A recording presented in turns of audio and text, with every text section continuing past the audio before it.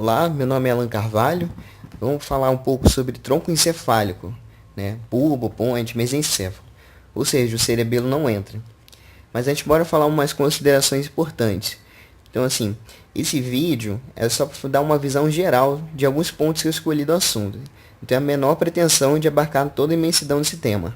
Então, vou falar tudo bem rápido para ficar um vídeo curto. Outra coisa, o vídeo não é para quem está vendo a matéria pela primeira vez, ele é mais de revisão. E não tem como estudar essa área sem correlacionar com a fisiologia, né? E assim, outra coisa, se caso de erros, dúvidas, sugestões, vocês podem entrar em contato.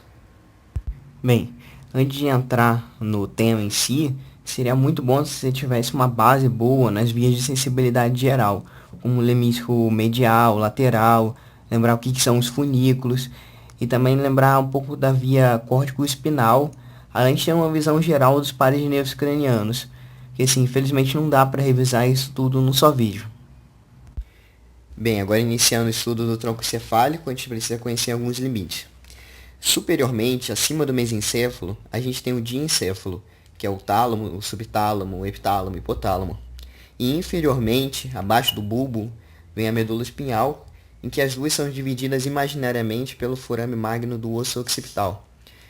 O cerebelo está posterior ao tronco encefálico e se comunica com ele por três pedúnculos, o superior, o médio e o inferior, com o mesencéfalo, a ponte e a medula, respectivamente. Falando um pouco agora de bulbo, ou medula oblonga, ela é dividida dos 2/3 inferiores, eles são considerados fechados, quando possuem um canal central. E o terço superior, que é o chamado aberto, ele é porque o canal central ele vai caminhando posteriormente até se abrir no quarto ventrículo. O assoalho do quarto ventrículo ele é composto pelo bulbo e principalmente pela ponte. Lembrando as saídas desse ventrículo, né? Duas laterais e uma mediana, para que o líquido cefalorraquidiano corra para o espaço subaracnoide.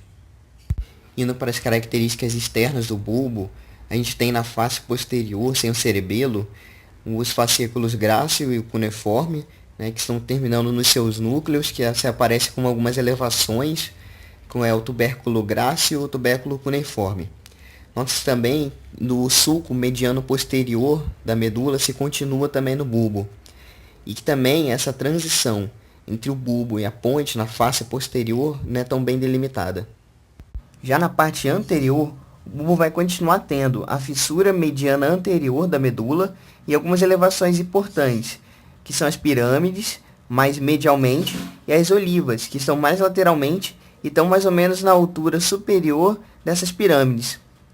Na oliva, a gente também está encontrando o núcleo olivar inferior, que vai ter conexões com o cerebelo por meio do pedúnculo cerebelar inferior, que vai estar envolvido no controle dos movimentos e na aprendizagem motora. Na porção inferior do bulbo, a gente vai encontrar a decussação das pirâmides, que a fissura mediana anterior está quase toda apagada.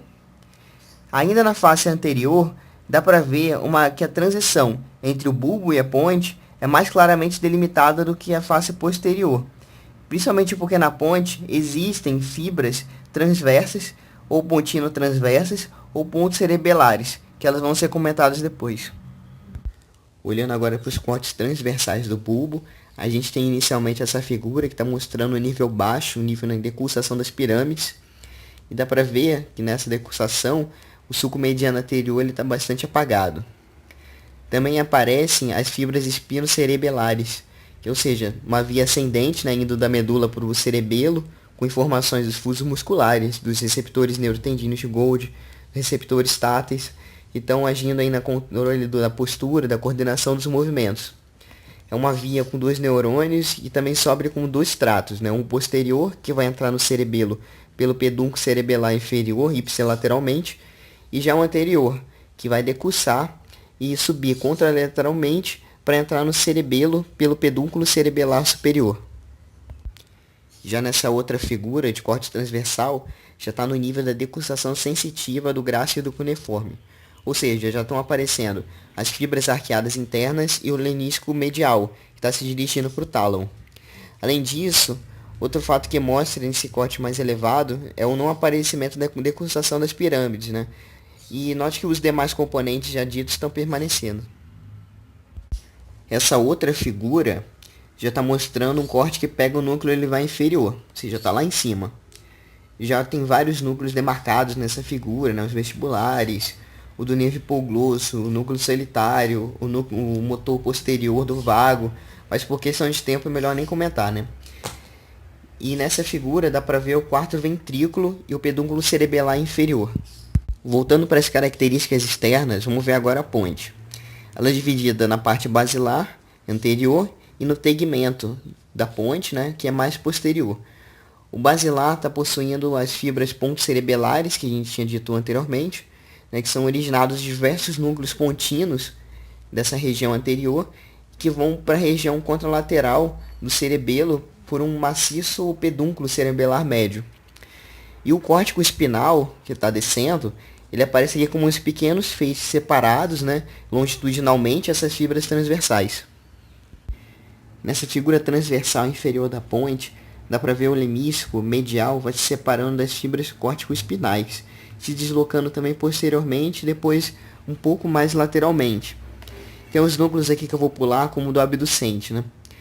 Tem também um conjunto de fibras transversas, que elas são anteriores às lemniscais e posteriores às pontos cerebelares. São chamados de corpo trapezoide, são fibras acústicas.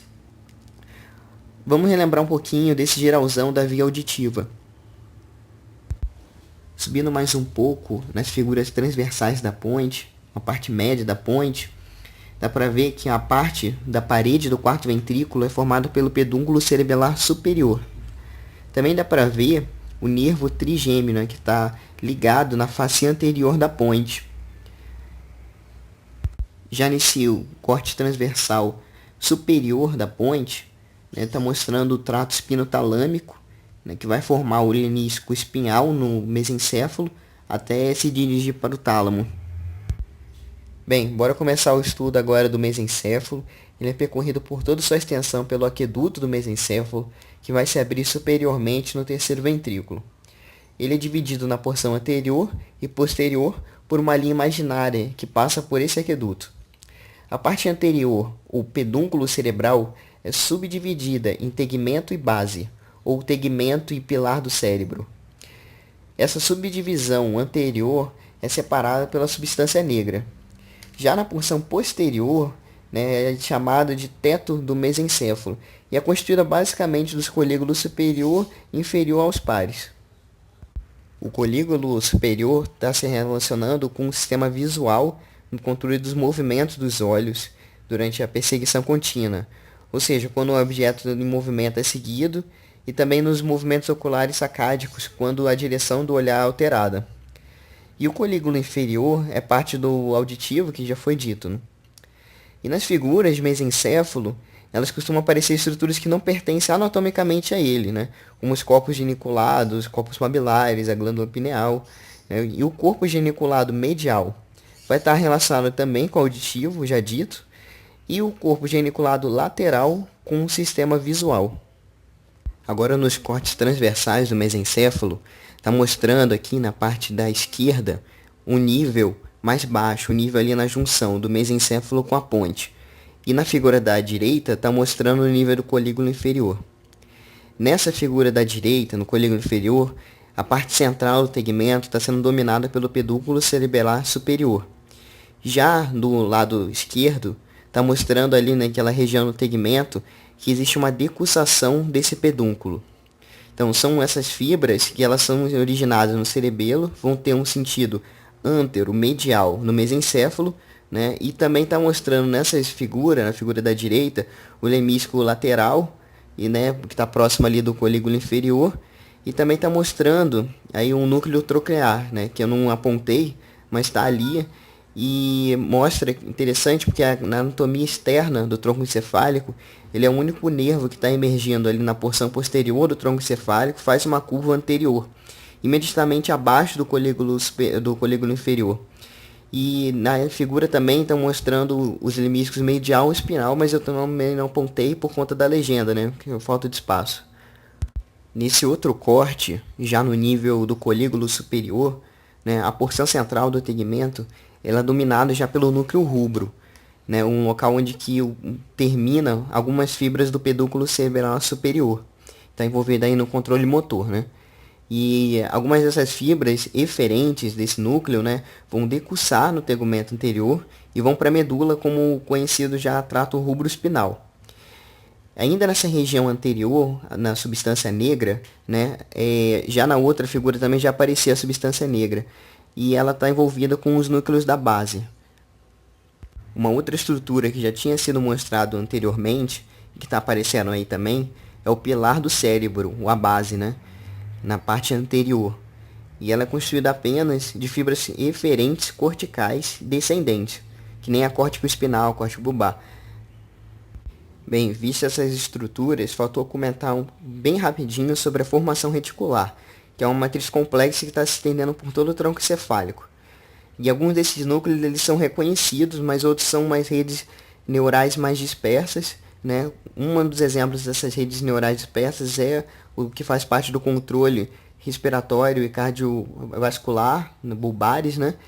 E também tem outros pontos importantes dessa formação aqui, né? Como o núcleo da Raff, o núcleo cerúleus, estão envolvidos no controle neural do sono, o sistema reticular ativador, que vai estar envolvido na ativação do córtex cerebral, que vai provocar o acordar, o trato retículo espinal, que está influenciando o tônus muscular, a postura.